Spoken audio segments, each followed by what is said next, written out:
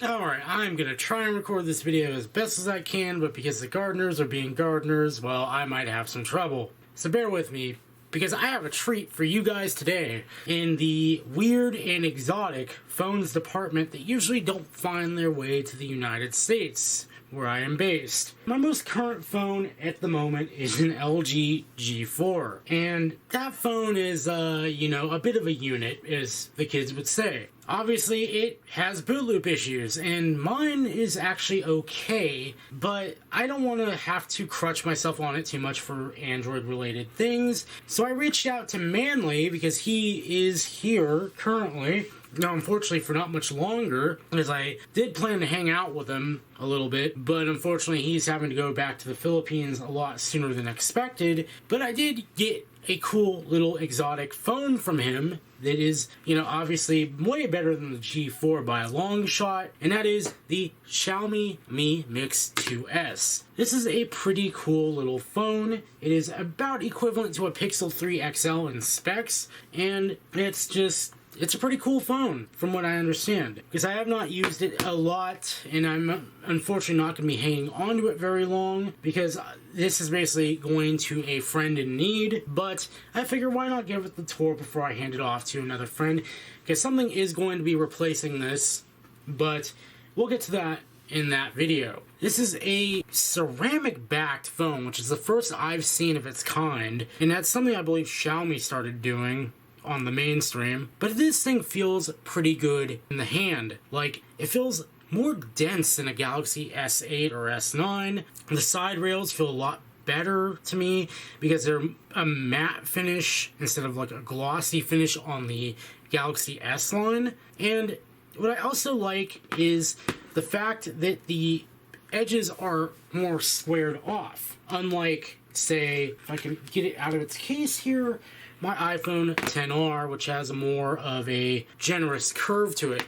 And why I like that is because while I did not have a good time with that phone when I had it, it reminds me of the design of the Xperia Z3 compact that I had, where it was more of a squared off phone, and I really did like that element of it. It feels like a Sony with how harsh the edges are in squaring off. Came with a case, which is super nice, because I don't know if you can ever find cases over here. I'm sure Amazon would have some, but that's beside the point. Rear-mounted fingerprint scanner. Looks like an iPhone 10 from the back if you look at the camera. No headphone jack, because they give that to you separately now, I guess. It's all around a pretty solid looking phone. I like the feel of it. The only thing I'm not terribly a fan of is this chin for the front-facing camera.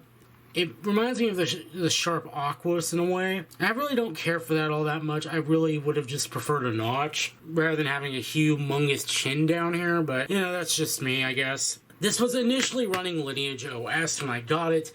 But due to giving it off to a friend of mine who wants to play Harry Potter Wizards Unite and Pokemon Go, which unfortunately checked safety net, I opted to restore it to stock, and that means putting my UI on it. Which to me feels like a blend between iOS and Samsung experience. If we go into settings, an update is available. What if I don't want to update? Thank you.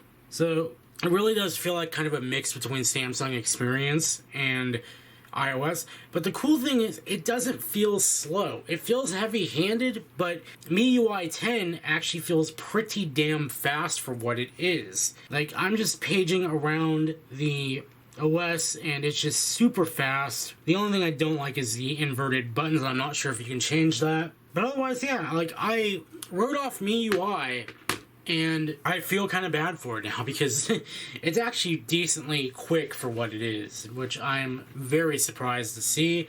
But yeah, this phone, I actually was using it on Cricket and, Cricket and T-Mobile, because I have my iPad data SIM, and Manley gave me a free month of Cricket with it, and, well, it supports both networks, but unfortunately not to the full capacity, at least on T-Mobile, because this phone does lack band 66 and 71. And that is kind of a huge issue for T-Mobile, because I live in an area where band 66 is really needed, because band 66 is a capacity band. It's meant for shorter range, but more throughput. So it's meant for more urban areas. and 71 is the long range band. Now 71 isn't going to be deployed here for a while, I believe, but 66, it's already actively deployed now, and it makes living life on my iPhone XR a lot better. Compared to my fiance, who is on a SE that does not support band 66, there is a night and day difference between her speeds and my speed on my XR, and it's ridiculous. Like, she can't get service a lot of the time, whereas I can manage to squeak out at least like 2 megabits, which is good enough. So that's kind of a huge drawback of this phone, and ultimately why I'm not going to stick with it. Otherwise, it is a decent little phone. I don't mind it from that point of view. And it does, shockingly, have CDMA support. So it does work with Verizon perfectly fine. And I actually took my roommate's phone and popped her Verizon SIM out of it, put it in here and placed a test call, and it worked fine, and everything worked fine. I was very surprised. So hats off to Xiaomi for that, and actually baking in US band support. And I thought it was going to be a little bit of a toss-up because this is only the 64 gig, 6 gigabyte of RAM model. So I guess Xiaomi has a practice with some of their phones where you only get the global band support if you buy like the fully loaded model, but that does not seem to be the case with the Mix 2S. Hats off again to Xiaomi for that. Unfortunately, I'm not keeping this phone, as I've already said. It's kind of, I needed something better than the G4 to use, and I'm going to end up with something a lot better than the G4 in a bit here. But just wanted to kind of take a quick look at this little guy, kind of show it off, give my thoughts on it. It's a really good little phone, and it does have dual SIM support, which was a super nice thing to have too. But yeah, very nice phone. I'm glad to have been able to use it and play with it, because I always hear about Xiaomi phones, but you know, again, they're not very big in the US, so actually getting your hands on one and using one, yeah, can be a little bit of a pain, especially if you're on a network that relies on certain bands that they don't have. So pretty much it for this phone. Until next time, I'll see you guys later.